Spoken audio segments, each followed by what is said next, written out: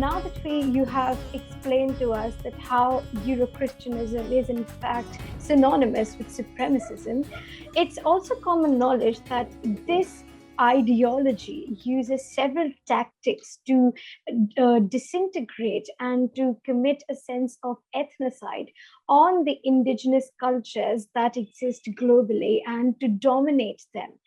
So, Panditji, in your wonderful book, the book of caste conversion, a colonial conspiracy that you have written, you talk about how the Euro Christian colonizers have manufactured the caste system and then cunningly attributed it to Sanatan Dharma. So could you kindly illuminate for our keen viewers as to how was caste manufactured and how is it used as a tool to shame and vilify the Hindu community? It will be my pleasure. Before I jump into that, I would just like to share that I never had an ambition to write any book. You know, I've always had a feeling that there are more than enough books on the planet. And in fact, it would seem that the more books have proliferated, the more confusion has also proliferated. And I didn't want to add to the burden of books on the earth. But this needed to be done. And it needed to be done because we went through the same process in the United Kingdom in 2016 that Bharat went through when British colonialists were there. We had Lord Bishop Harries of Pentrigard, a member of the House of Lords and a bishop of the Church of England. He stood up in the House of Lords and made this speech. And in this speech, he accused the British community, the British Hindu community, of being 1 out of 2 being supremacist discriminators against people of low caste. I saw a copy of the speech. I was horrified. It was my lived experience in this country that that doesn't exist. And I've worked with so many temples up and down the country. Lord Harris was suggesting that we have segregation in temples, that we have segregation in all walks of life, and that anybody except a Dalit is capable of discriminating against Dalits. So this was a shock to me. So I had to engage with this. I saw that this would cause problems in our community. In our community, our children, 3rd generation in this country, their friends, they have no notion and no concept, no consciousness of this thing called caste. And yet by introducing it and by speaking about it and by putting it into law, it was going to put into their minds the idea of a hierarchical, hereditary, endogamous social structure. And yet we had no traces, no evidence of it here at all. So I needed to be able to challenge this legislation on the basis of sound evidence. So that's how my search into this whole caste issue started. And being here in the United Kingdom, we have access to records which perhaps are not available elsewhere, certainly not in India. As you know, in 1947, when the British left Bharat, they burned an awful lot of material, but they also took a lot of material and shipped it back to the United Kingdom. And so there are records here which perhaps are not so easily accessible unless you're a British citizen and living here. So I spent a little bit of time poring through some old and ancient records, and it became clear that we had multiple societal systems. There is lots of evidence, which none of which support the notion of a hereditary hierarchical social structure. And Dharampalji wrote a wonderful book about the education system before the Brits arrived. We have all of our teachings from the Shastra, none of which support the notion that hierarchy and superiority, supremacy can be based upon one's heritage. And so where did this come from? And I tracked it down to a conference that was held in Madras, 4th of January, 1844. Now, this was a conference of missionaries, white, European, Christian missionaries, and they were talking about how to break the integrity of jatis, because every jati had its own deity. The Khans and the carpenters, they worshipped Vishwakarma as their deity, and they had their own way of worshipping, their own rituals, their own ceremonies. And it created such a tight bond in that community that it was very difficult for missionaries to break in. And if you read some of the records, the missionaries often wrote about the fact that it's going to be impossible to convert the Bharatiyas without using underhanded means and methods. Now, there are many, many records where they talk about how impossible it is to convert a Brahmin. Now, a Brahmin is an educated person. And so the educated people would think, hang on, this is all nonsense they're talking about, right? You know, we have a much better view of human existence. You know, we have this notion of aham brahmasmi and tattvamasi, and these concepts are so beyond the Abrahamic understanding. So a person of education training in Shastra or in Dharma would look at these and think, no, these are stories to frighten children.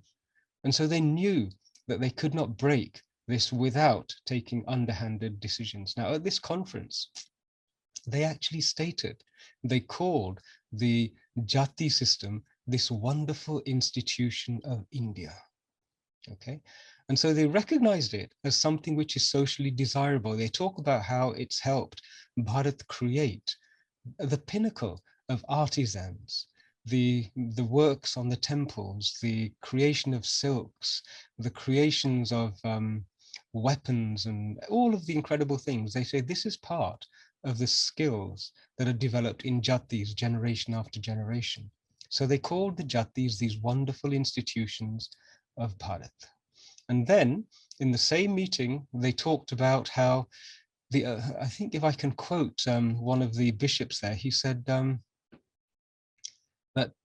the only thing betwixt these pagans and Christ are these wonderful institutions of India called castes.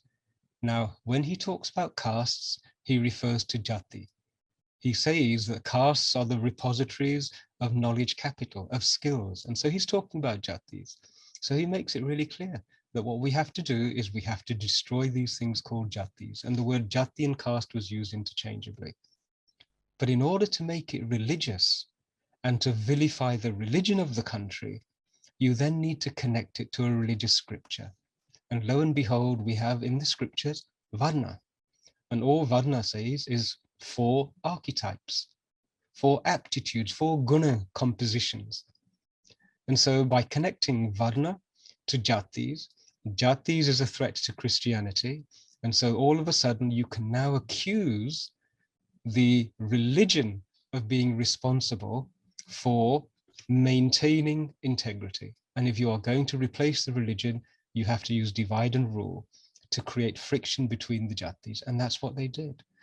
But the strategy to do that I'm putting forward was 4th of January, 1844.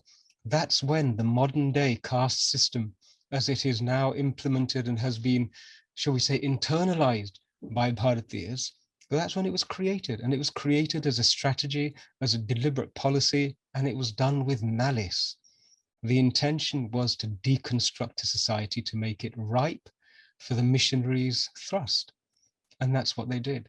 So I researched and compiled this evidence and then presented it to the Church of England here and shared with them that they were guilty of all of the sins that they were saying we were actually responsible for.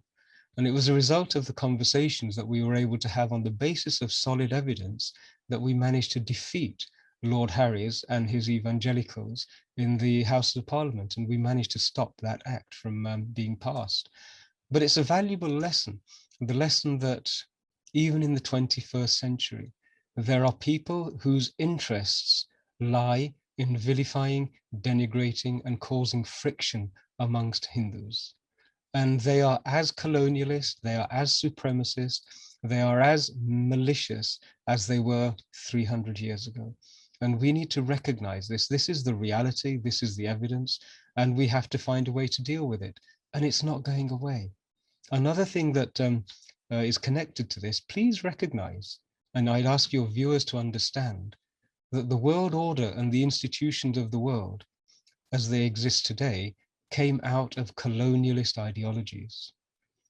And they were so powerful that after having inflicted suffering on 2/3 of the world, and then drumming into the people who had been, shall we say, who felt the blessing of Euro-Christian supremacy, drumming into them that they deserved it, that they were being civilized. that the history that they had always had about themselves was false, and here's a replacement version of your own history. This is the world in which we find ourselves. Now, it's obvious that if all of the colonized countries recognize what their civilizational trajectory was until they were bumped by this Euro-Christian violence, then it will reveal the world as it stands today as a creation whose foundations are in violence against non-white, non-Christian people. Do you really think that this world wants that to change? Do you really think the European community wants the world to turn back to say them, hang on, Portugal, Spain, Holland, England, France, Germany? In fact, all of you are responsible for genocides on multiple continents. And so let's have this as a conversation. They don't want that to happen. They will lose everything from their perspective. From our point of view, if they do recognize and realize what they have done and put their hands up and say, mea culpa, yes, we got it wrong. How can we redress it? How can we repair the harm? How can we work together so that everybody can pick up their civilizations where they were before we tampered with them? That's the only way this thing moves forward. And the longer it takes for the European nations to realize this, the more hardship everybody will be involved in. And there's something that we should all recognize, and that is that the power structures in the European and Euro-Christian nations is only the top 5% of people. Because the 95% in European nations, they are also victims. The first British colony was Wales and Ireland.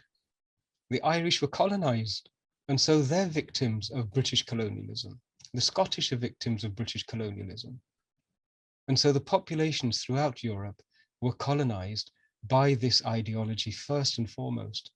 And if they understand that in fact their own versions of their own history is also an act of fiction, then maybe they'll be ready. This is the journey that we're all going to take. We're all on this journey.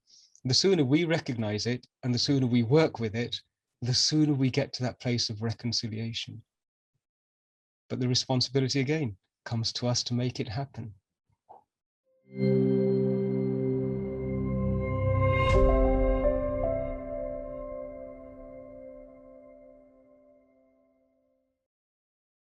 Please remember to subscribe to us and switch on the notifications for this channel. For our other social media links, more content, and to support our work, please visit citti.net. Dhanyavad. Namaskar.